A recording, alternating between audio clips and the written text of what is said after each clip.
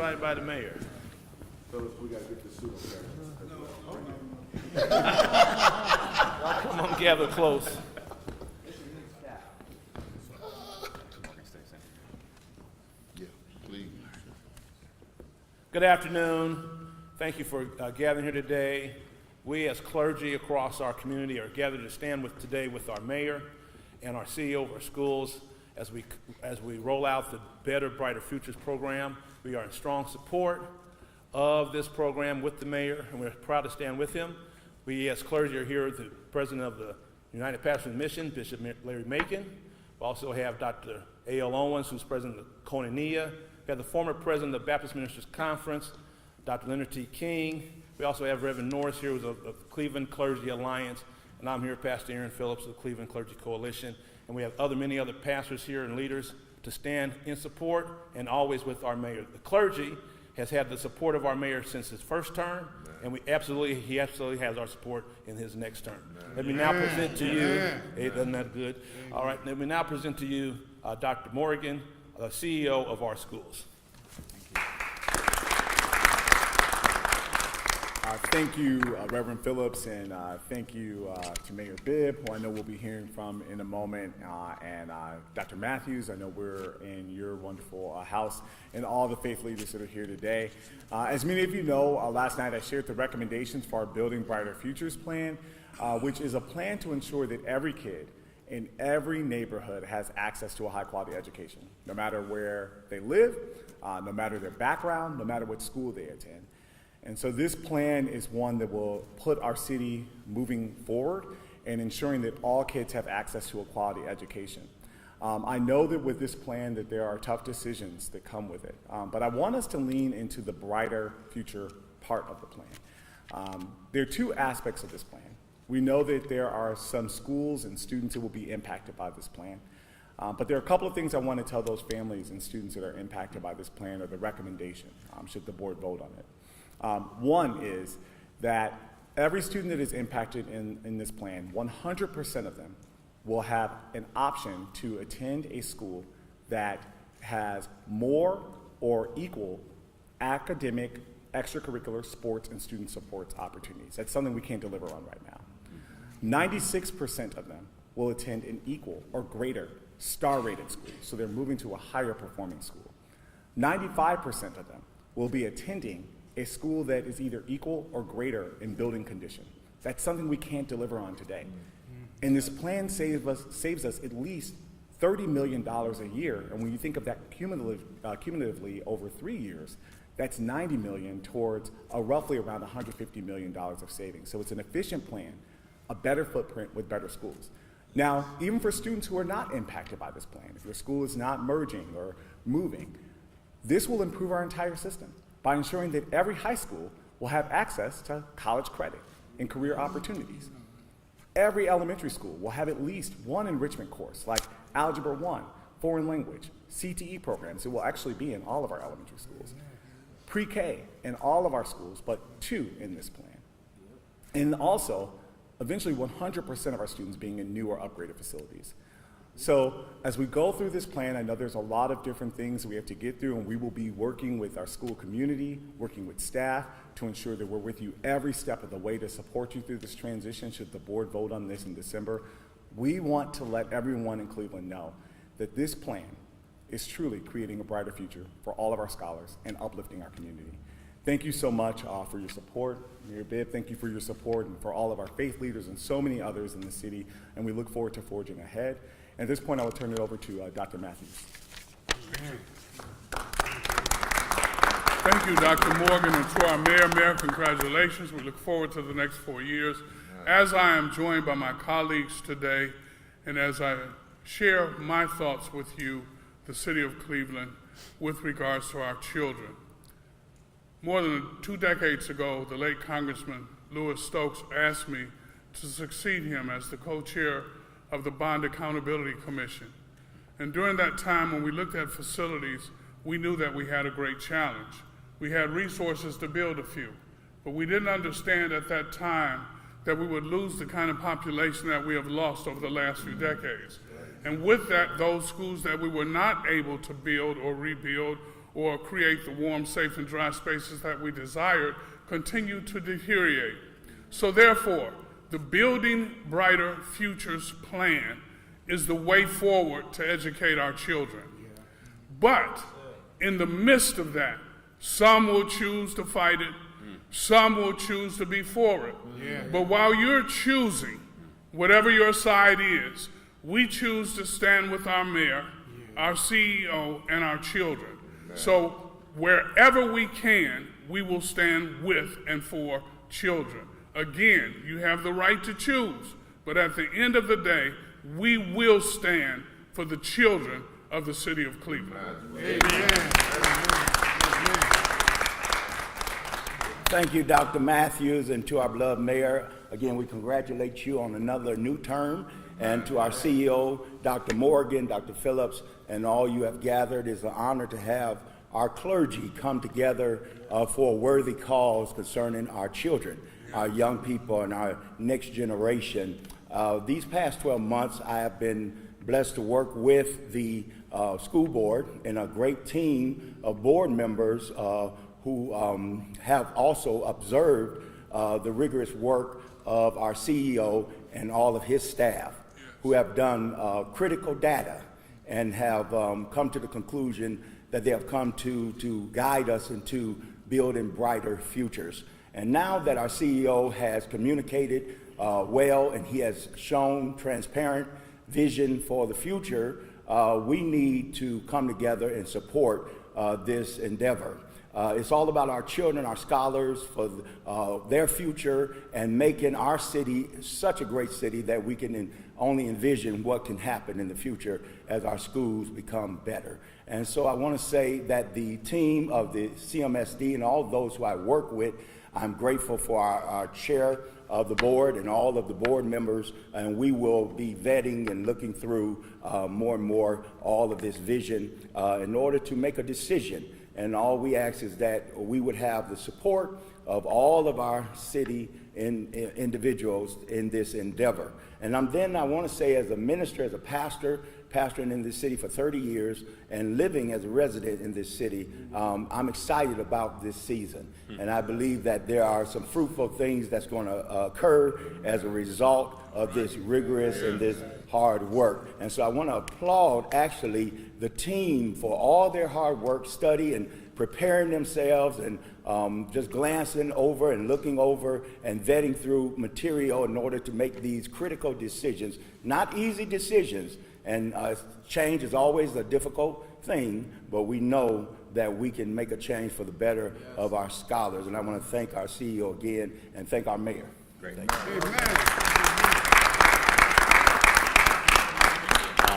Well, first, I want to just thank Dr. Morgan and the board for their leadership over the last several years. Dr. Morgan, not only is being a mayor a tough job and these uncertain times right now across the country, but leading a major urban school district is a tough job across the country. So let's give Dr. Morgan a round of applause for his leadership. And I think it's important to set the context of how we got here and the progress that we've made.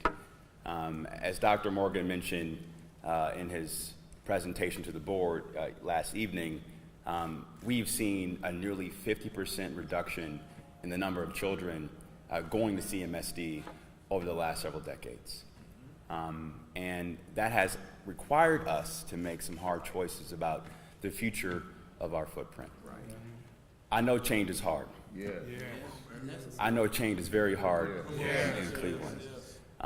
But our children are suffering as a result of us not having the political courage to make hard decisions about the future of this district. And so this is going to be a hard endeavor for Dr. Morgan, the board, and the community, for our families and our students. And as we contemplated this effort, as the mayor who partners with Dr. Morgan and the board every single day to make sure CMSD is going in a brighter future, I had several clear mandates. Number one, make sure this effort was student and family centered. Number two, as we contemplate these mergers, it's imperative that our students are going to better buildings, but also better buildings offering a higher quality education inside of those buildings. And thirdly, let's make the right calls now so that we don't have to come back in 2 years or 3 years looking for these kind of cuts. And so as we went to the polls last year to pass the levy with an historic margin and win rate, we told the voters that we were going to use that mandate to do what we're doing right now, making the hard choices to reimagine our footprint for CMSD. And as it says in the good book, clergy, in James, faith without works is dead. That's what it says. Faith without works is dead. And so we put the faith in our teachers every day to educate our scholars and young people. We put our faith in our custodians and our principals and our crossing school guards to make sure they're supporting our young people. Now we have to do the work to make sure they have what they need, our children have what they need to achieve their God-given potential. Let me also say this, and this data point is what has fired me up about the importance of this campaign, because this will be a campaign to make the case to the residents and the families of why this decision and investment is needed. Only 70 students right now are in Algebra 1 across CMSD before they go to high school. You would never see that in Shaker. You would never see that in Beechwood or Orange or any other suburban school district across this state. And so we are going to control our destiny here in Cleveland. So with the federal uncertainty we have and cuts coming out of DOE, with the issues with property taxes going on in Columbus, we cannot afford more of the same. And so I want to thank Dr. Morgan and the board for their courageous leadership. And having the clergy support is important because many members of our community belong to their churches. That's right. Correct. And it's important that they join us in this coalition to make sure we are doing God's work to build a brighter future for our young people. So with that being said, Dr. Morgan and myself look forward to taking a couple of questions. Dr. Morgan? Harry? Yeah. Thank you. Appreciate it. Each of you, those that have spoken, have talked a little bit about those that may not agree with this plan. What are you going to do to pull them into the fold to make sure they understand what's at stake and to get the buy-in from those who may be opposed to the mergers and closures? Yeah. I'll start and I'll have Dr. Morgan chime in. Look, I think one of the things that we've done a really good job of in partnership with CMSD and the school board, we've been engaging with community over the last 2 years about the challenges and opportunities facing CMSD. So this should not come as a surprise to folks out in the community. Secondly, we're going to make it plain. That's right. The facts are the facts. Yes. So if we don't make these hard decisions now, we're going to be facing a nearly $150 million deficit over the next couple years, or state takeover. That's right. And so it's important that we continue to be the masters of our own destiny and put the district on a better pathway towards financial sustainability.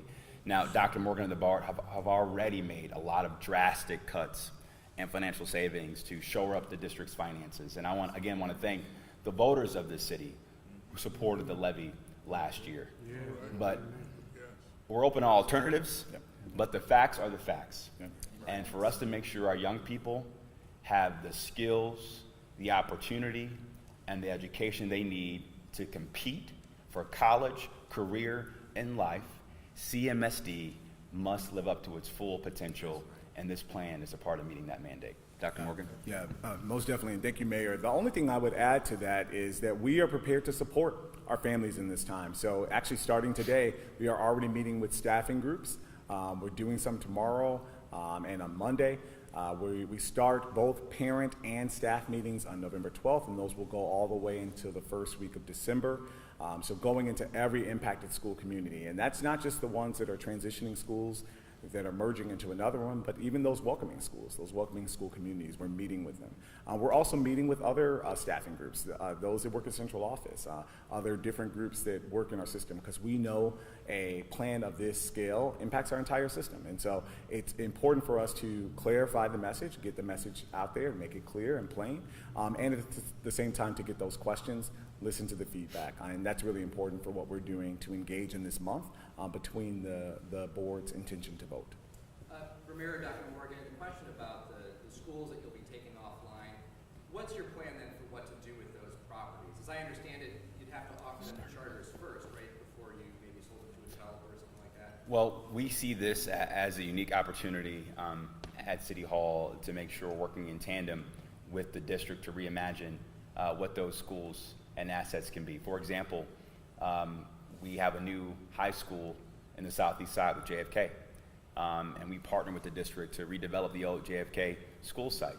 So over the next couple of weeks, you'll see a plan be announced from my administration in partnership with CMSD, outlining our vision for those old school sites to ensure they're integrated to a broader community development strategy for those respective neighborhoods. Anyone add to that? Yeah, no, just that we're working really closely with our city and city partners to reimagine building reuse. And building reuse is both thinking about how we invest in the communities, as well as thinking about some properties that will still be within CMSD and how they could be repurposed for the system. And following on that, do you have any concerns or belief that you're going to see a decline in enrollment because of this, with families saying, my neighborhood school's gone, I'm going to go somewhere else? Yes, so a couple of things that I've shared this. Our market share of families choosing CMSD over the past 5-6 years has been consistent. So families are choosing our system. Our decline in enrollment is largely due to birth rates. But also, I say right now, with Building Brighter Futures and the academic promise that we're proposing, 100% of high schools having college and career opportunities, 100% of our elementary schools now having enrichment courses. Not only do we have a richer system for our scholars that we have, I say attract more families into our system because we're offering it and we have room. Mr. Mayor, we've heard concerns from some residents about particularly the high schoolers merging into new buildings and sites, particularly when it comes to Collinwood and Glenville. Just talking about the rivalry, violence that already exists, and things happening in the neighborhood. Are you confident there's going to be a safety plan in place to navigate some of these mergers that are taking place? Safety was a key principle that we used to really reimagine how we thought about the footprint. Since my second year in office, we've been meeting quarterly, I believe, with Dr. Morgan, his command staff at the police department at CMSD, my command staff with the Cleveland Police Department, as well as other key stakeholders like RTA as well too. And so at the forefront, we've been looking at what are the safety considerations as we contemplate these mergers across the footprint at CMSD. And I'm confident, given the work that Dr. Morgan and his leadership team have conducted, that those things have been taken into consideration, and we'll be meeting with those families who have issues or concerns as we contemplate this new plan for the district. Yes? This is a large-scale plan that's virtually impacting every school community. Do you guys have any concerns about the implementation factor and being able to accomplish that by the fall? Yeah, implementation is key. And one of the things I heard in this fall engagement was, why don't we know? Why is it taking so long? And it's because it's a big plan with a lot of details. And, you know, we're calling it Building Brighter Futures, and we want it to be a brighter future by making sure we have a plan. And so there's a lot of work that goes into it. There's a lot of work that went into it thus far. The intentionality around it, we've been working with others, not only within our system, but also experts across the country. And speaking about my colleagues across the country, you know, many people are looking at what Cleveland is doing because there are a lot of other systems facing these same challenges: declines in enrollment, costs going up over time, budget deficits, and at the same time not offering the academic programming. And so I'm actually on a call later on this afternoon with other superintendents across the country, just learning what's happening here and also helping to give advice as we do this work. So this is the intentionality that we're going into this plan. And should the board vote on December 9th, we have a semester to really make sure we do strong execution and implementation, and we've charged ourselves with it. As you can see, we have our strong board goals. Our board definitely holds me accountable and our team accountable to do this, and we owe it to the Cleveland community to ensure that this is a strong plan. You got time for one more question? Connor? What about layoffs, though? $30 million a year. How much of that is going to be coming from staff cuts? Yeah, so one of the things that we know we have to look at is making sure we have the enrollment in every building. And so should the board vote on this on December 9th, it's really important that families make a choice. So families these are all mergers, so students have a reserved seat at their school. So what you saw last night, if you're a school that's ending instruction this year and you're recommended to merge with another community, you have a reserved seat. But we need you to confirm that reserved seat once that choice portal opens. We also need families, if you're thinking about choosing another site, to confirm that seat or enter into the choice portal during January through February, because the sooner we know the enrollment in the building, the sooner we'll know the budget and the sooner we can determine our staffing. The other thing I will say about that is that we have every year attrition, and we have current vacancies right now. And so between attritions, vacancies, and also determining the enrollment, we may end up where we need to be, but we won't know until families make a choice. So that's what we're going to be working really hard to do in the coming months. Great. Thanks, everybody. Appreciate it. Thank you.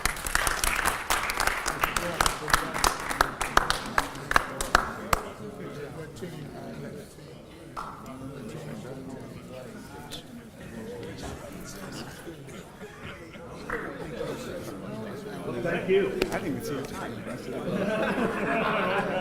I knew you might